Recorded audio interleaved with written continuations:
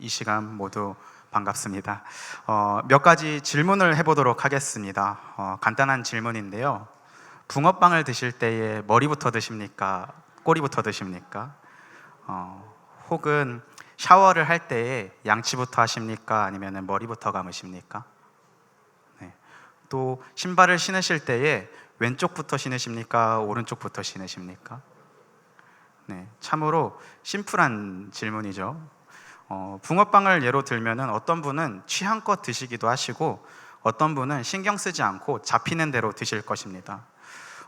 붕어빵에 먹는 순서가 무엇이 먼저냐의 질문은 어떤 논쟁도 되지 않고 싸움거리도 되지 않습니다.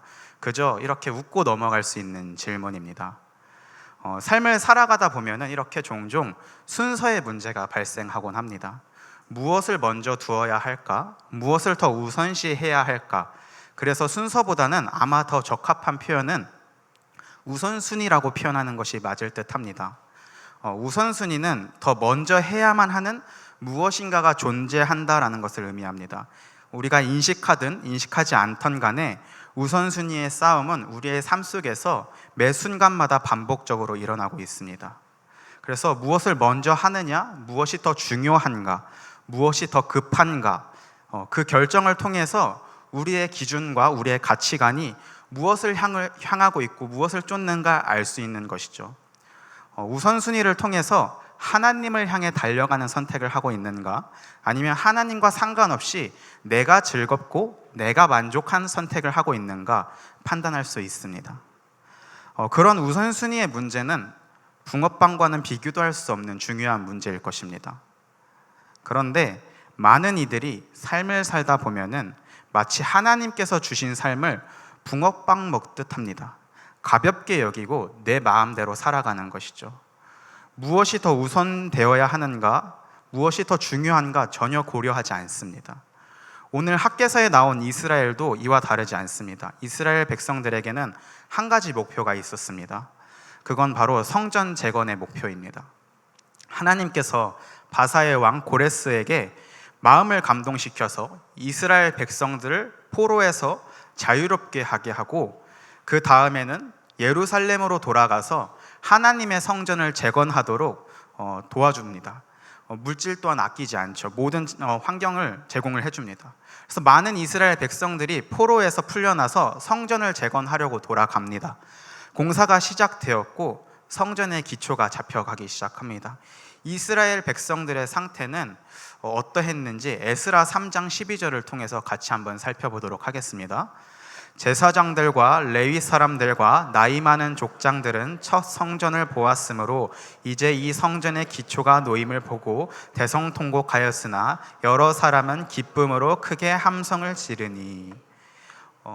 이스라엘 백성들의 상황은 지금 축제의 현장입니다. 성전을 재건한다라는 것은 이스라엘 백성들에게 상징적인 의미가 있기 때문인데요. 하나님과의 관계의 회복입니다. 하나님이 우리와 함께 거하신다라는 그 언약의 표징인 것이죠. 포로로서 돌아온 이들에게 이제는 다시금 하나님의 나라를 꿈꾸고 하나님의 백성을 꿈꿀 수 있는 중요한 순간이 지금 이 성전 재건을 두고 있는 것입니다. 그렇기 때문에 기쁜 마음으로 성전 재건을 하는데 힘을 쓰고 있는 겁니다. 그 기쁜 마음이 너무나도 감격스러운 나머지 대성통곡하기도 하고 함성을 지르는 행동까지도 나오게 됩니다. 어떻게 보면은 이 기쁜 마음이 주체가 되지 않아서 당연한 행동일지도 모르겠습니다. 그런데 이 소식을 들은 한 무리가 성경에 나타납니다. 바로 사마리아인들인데요. 찾아와서 같이 성전 건축하자고 제안을 합니다. 그런데 우리가 이미 알다시피 사마리아인들은 종교가 섞여 있습니다. 이스라엘 백성들은 거부합니다. 하나님의 그 거룩한 성전 앞에서 다른 우상을 섬기는 그들에게 같이 성전을 짓는 것을 용납하지 못하는 것이겠죠. 그래서 이 사마리아인들이 보복하기 시작합니다. 공사를 방해하고 주변 관리들에게 뇌물을 주어서 공사를 또 막습니다. 아닥사스다 왕 때에는 왕에게 직접 글을 써서 이 이스라엘 백성들이 하는 행동이 과연 왕이 보시기에 적합한가 판단해 달라고 글까지 올립니다. 그 결과 공사가 중단되기 시작합니다. 그렇게 공사가 중단되어 시간이 흐른 게 점점 공사가 미뤄져서 흘러간 시간이 16년이 되었습니다. 그렇게 선지자 학개가 등장하기 전까지 이스라엘 백성들은 시간만 보냈습니다. 그 16년이라는 시간은 결코 짧은 시간이 아닙니다. 상당히 긴 시간입니다. 그렇기에 처음에 가졌던, 이스라엘 백성들이 성전 재건을 하기 위해 처음에 가졌던 그 충분한 동기와 열정이 사라지기에 어찌 보면은 충분한 시간일지도 모르겠습니다. 그런데 감사하게도 하나님께서 가만히 두고만 있지 않으시고 다리오 왕 제2년 차에 이제는 학개를 통하여서 이스라엘 백성들에게 말씀하십니다. 그 말씀이 오늘 읽었던 성전을 회복하라는 말씀입니다. 16년이 지나니까 이스라엘 백성들 사이에서 흔하게 퍼진 생각이 있었습니다. 이를 아셨기에 말씀하셨습니다. 같이 살펴볼 텐데요. 학개서 1장 2절 말씀입니다. 만군의 여호와가 이같이 말하여 이르노라. 이 백성이 말하기를 여호와의 전을 건축할 시기가 이르지 아니하였다 하느니라. 아멘. 처음 성전에 기초를 놓을 당시만 해도 기뻐하고 대성통곡하며 함성을 지르던 자들인데, 이제는 아직은 때가 이르지 않았다, 더 기다려보자 하면서 세월을 그냥 흘려보내고만 있습니다. 시간이 흘러가기만을 기다리고 있는 것이죠. 16년이나 막혔으니 이런 생각이 싹을 피워 이스라엘 마음을 지배하는 게 어찌 보면은 당연한 것처럼 보일지도 모르겠습니다. 이스라엘이 어떠한 시도들을 했는지 성경은 풀이하고 있지 않으나, 그러나 확실한 것은 이스라엘 마음 가운데 이미 성전을 재건하는 것이 우선순위에서 밀려났다라는 것입니다. 4절을 보면은 이 성전이 황폐하였거늘 너희가 이때에 판벽한 집에 거주하는 것이 옳으냐라고 말씀하십니다. 성전은 여전히 황폐한데 이스라엘 백성들의 집은 판벽한 집이라고 합니다. 판벽한 집이라는 것은 지붕을 덮은 집을 말하는데, 집을 화려하게 꾸미고 넓게 장식할 때에 쓰는 표현이 판벽한 집입니다. 그렇기에 지금 여호와의 전을 짓기는 이르다 하면서 성전이 황폐한 상황에서 이스라엘 백성들이 자신들의 집은 화려하게 꾸미고 열심히 가꾸고 있습니다. 우선순위가 확실히 바뀌었죠. 삶의 목적이 확실히 바뀐 상황입니다. 9절을 보면은 내 집은 황폐하였으되 너희는 각각 자기의 집을 짓기 위하여 빨랐음이라. 하나님께서 표현하시기에 빨랐다라고 표현하고 계십니다. 우선순위여야 할 성전 재건은 어디 갔기에 성전은 황폐한데 이스라엘 집들은 빠르게 재건되고 있습니다. 하나님께서 학개를 통해서 말씀하시고자 하는 것은 이와 같을지 모르겠습니다. 우선순위를 바르게 해라. 무엇이 먼저인가? 아직도 해야 할 분명한 것이 있는데, 목표가 있는데 아직은 때가 아닙니다 하고 미룰 때인가? 이렇게 말씀하고 계신 것이죠. 이것이 비단 이스라엘만의 문제는 아닙니다. 우리도 동일하겠죠. 우리 안에 있는 하나님보다 우선되는 모든 일 내려놓길 소망합니다. 하나님의 자녀들의 삶은 우선순위가 하나님 나라를 우선시하는 삶입니다. 저희 어머니와 같은 경우에는 너무 우선시하다시피 하셔서 극단적인 기도를 한 가지 하셨었는데요. 그거는 제가 어릴 적에 아버지의 사업이 망하게 해달라는 기도였습니다. 도저히 이해할 수 없고 납득할 수 없는 기도인데, 그것이 왜 이루어졌냐면요, 아버지가 사업을 하기 위해서 주일 성수를 지키지 않았습니다. 예배 드리는 것보다 그 하루 출근해서 돈을 버는 것이 내 가정을 지키는 것이 더 맞다라고 판단을 했기 때문에, 그럴지언정 차라리 사업이 망하는 게 낫겠다, 그렇게 해서라도 하나님 앞에 돌아오는 것이 그의 신앙이, 그의 삶이 더 하나님 보시기에 옳겠다 여겨서 그 기도를 하였습니다. 그래서 그 기도를 알게 된 주변 성도분들이 많이 도저히 받아들일 수 없는 기도다라고 말씀하셨는데, 저도 어릴 때는 받아들일 수 없었습니다. 근데 어머니께서 말씀하시기를 그 기도를 어릴 적에 했던 이유는 지금에 커서 불우한 환경보다는 차라리 어려서 아무것도 모를 때에 불우했던 게 더 나았을 것이다. 그러고 그렇게 해서 망했을지언정 주님께서 우리 버리지 않으실 거라는 걸 아셨기에, 다시금 회복시키실 것을 아셨기에 그런 극단적인 기도를 했다라는 거죠. 저희 어머니한테는 아버지가 하나님께로 돌아오는 게 더 우선순위였던 것입니다. 조금 더 못 먹고 조금 더 작은 집에 살지라도 그렇게 해서라도 하나님께 붙들리고자 하는 마음이 있었죠. 네, 실제로 몇 번 망했습니다. 그런데 지금은 너무나도 건강하고 아버지도 열심히 신앙을 지키고 있는 감격스러운 상황이 있고 있습니다.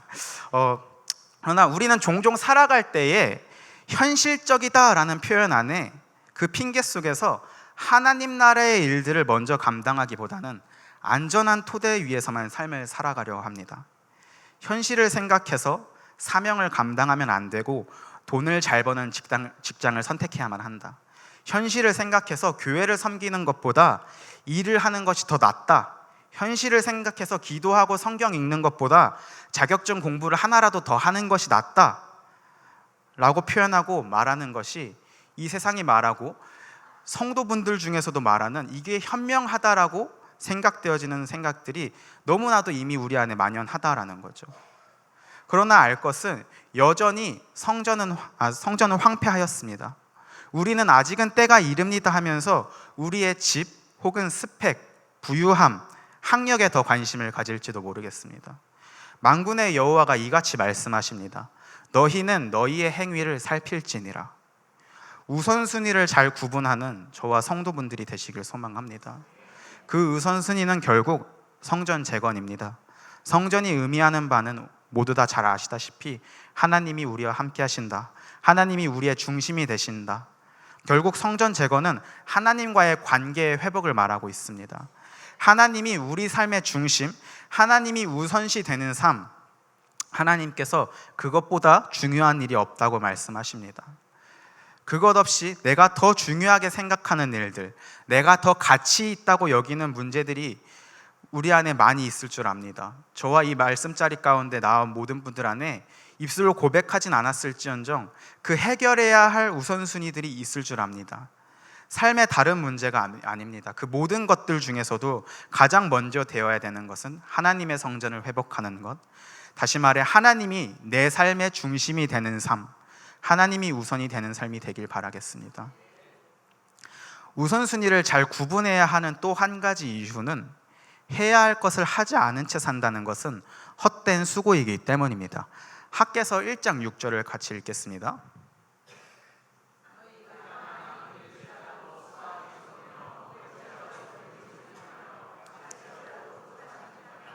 일꾼이 삭을 받아도 그것을 구멍 뚫어진 전대에 넣음이 되느니라. 아멘. 하나님이 그 수고가 열매 맺지 못하도록 헛되게 하십니다. 많은 열매를 얻기 위해 많이 뿌리죠. 그럴지라도 수확이 없습니다. 배부르기 위해 많이 먹습니다. 그러나 여전히 배고픔을 해결하지 못합니다. 갈증을 해소하기 위해 물을 마십니다. 그러나 흡족하지 못하고 여전히 갈증을 느낍니다. 옷을 입어도 따뜻하지 않고요. 일꾼이 노동을 하여 삭을 받아서 구멍 뚫어진 전대에 넣은 것 같이 됩니다. 받은 것을 모두 잃어버리게 되겠죠. 지금 원인과 결과가 부정당하고 있습니다. 먹으면 부르고 뿌리면 거두는 것이 하나님 나라의 일반적인 법칙입니다. 흔히 말해서 콩 심은 데 콩 나고 팥 심은 데 팥 나는 것이 하나님 나라죠. 콩 심은 데 팥 날 수가 없고 팥 심은 데 콩이 날 수가 없습니다. 그런데 하나님께서 막으시면은 콩 심은 데 콩조차 나게 하지 않으실 수 있다고 지금 말씀하고 계신 겁니다. 그걸 모르고 오늘도 우리는 살아가면서 콩 심은 데 팥 나길 원하고 있습니다. 콩 심은 데 콩도 안 나는 상황에서 팥 나길 원하는 상황은 옳지 못하겠죠. 공부하지 않았는데 1등급을 받고 서울의 좋은 대학을 가겠다라는 것은 욕심이고 불가능한 것이겠죠. 운동을 하지 않았는데 살이 빠지고 건강하길 원한다면 그것 또한 불가능합니다. 욕심입니다. 때론 우리가 행동하지 않고도 무엇인가를 얻어내려는 욕심이 너무 과하다는 사실을 깨달아야 합니다. 하나님 나라의 일반적인 법칙은 원인에 합당한 결과가 나타난다라는 것입니다. 공부를 해야 우수한 성적을 받고 운동을 해야 건강한 몸을 얻듯 그 이상을 얻고자 하는 그 기도를 내려놓을 줄 알아야 합니다. 그러나 지금 이스라엘 백성들이 직면한 문제는 더 심각합니다. 콩을 심는데 콩조차 나지 않는 상황에 빠져 있습니다. 팥은 꿈꿀 것도 아니고 콩조차가 나지 않는다라는 거죠. 왜일까요? 해야 할 일을 하지 않아서 하나님께서 막으셨기 때문입니다. 이 문제에 대해 만군의 여호와이신 우리 주님께서 말씀하시기를 너희는 자기의 행위를 살필지니라. 여호와의 성전을 재건하는 그 우선순위부터 해결해야 그 이후에 소출이 가능하다라고 말씀하고 계신 겁니다. 학개 1장 8절입니다. 너희는 산에 올라가서 나무를 가져다가 성전을 건축하라. 그리하면 내가 그것으로 말미암아 기뻐하고 또 영광을 얻으리라. 여호와가 말하였느니라. 아멘. 본래의 소출을 얻기 위해 원인에 합당한 결과를 맺기 위해서는 해야 할 것을 해야 합니다. 미루지 않고 더 본래의 목적대로 살아내야만 합니다. 우선순위의 문제, 해야 할 일의 문제, 하나님의 성전을 다시 건축하는 것 외에는 방법이 없다라는 것을 우리는 기억해야만 합니다. 하나님과의 관계 회복이 우선시 되어는 저와 모든 성도분들이 되길 소망합니다. 학개를 통해 하나님의 말씀을 들은 이스라엘은 어떻게 되었을까요? 학개서 1장 13절을 보면은 하나님께서 말씀하시기를 내가 너희와 함께 하노라 라고 위로의 말씀을 건네십니다. 이 하나님의 말씀에 백성들의 마음에 주님이 주시는 그 감동이 임하였고 다시금 그 16년 전과 같이 마음이 불타서 성전 건축에 힘쓰기 시작합니다. 본래의 삶의 목적을 향해 바르게 달려나가기 시작한 것이죠. 5년 후에 성전이 완공됩니다. 거기서 이스라엘의 성전이 끝이 났을까요? 아닙니다. 학개를 통해 말씀을 들었던 유다 총독 스룹바벨이라는 인물을 기억해야 합니다. 이 스룹바벨은 조상이 다윗입니다. 다시 말해서 스룹바벨의 후손이 예수님이십니다. 스룹바벨은 성전 건축뿐만 아니라 다윗의 계보로서 예수 그리스도가 오시는 일에 한 역할을 하기도 하였습니다. 두 번 다시 부셔져 없어질 그런 어떤 유형의 성전이 아니라 온전하고도 완전한 형태의 성전, 예수 그리스도를 통해서 완벽하게 이뤄내신 그 성전이 이 스룹바벨을 통해서도 왔다라는 거죠. 하나님과의 관계의 회복이 오늘날 우리가 진짜 성전을 지을 수는 없는 노릇입니다. 이제는 성전이신 예수 그리스도를 믿음으로 말미암아 하나님의 자녀가 되게 하셨고 관계가 회복되게 하셨습니다. 스룹바벨은 알았겠습니까? 지금 황폐해 보여도 그 한 걸음이 그 삽을 한번 덮었을 때에 그 훗날에 하나님의 크신 계획 아래 열매 맺을 거라는 사실을 말이죠. 말씀을 정리하도록 하겠습니다. 우리의 행실을 살펴보길 소망합니다. 하나님의 성전은 황폐한데 다시 말해 하나님의 관계, 하나님과의 그 우선시되는 사항들, 그런 삶은 없는데 나의 집은 가장 먼저 빠르게 꾸미고 있지는 않으십니까? 하나님과의 관계가 회복되지 않다면은 소출이 없다라는 사실을 기억하길 바랍니다. 우리의 삶은 콩 심은 데 콩 나고 팥 심은 데 팥 나는 상황조차도 주어지지 않는 상황이 될지도 모릅니다. 그렇기에 만군의 여호와께서 능히 그렇게 거두실 거라는 것을 기억하면서 우리가 먼저 해결해야 될 일, 하나님과의 관계 회복을 우선시해야 될 것입니다. 이제는 성전이신 예수 그리스도를 통해서 우리 또한 하나님과의 관계 회복이 가능합니다. 지금 성전을 짓겠다고 힘쓰는 것이 아니겠죠. 이제는 예수 그리스도를 믿음으로 말미암아 하나님과의 관계 회복이 가능하기 때문에 우선적으로 가장 먼저 해야 될 것은 오늘도 하나님께 엎드려지는 것입니다. 예수 그리스도를 우리의 주라고 고백하며 우리의 구원자라고 고백하는 것입니다.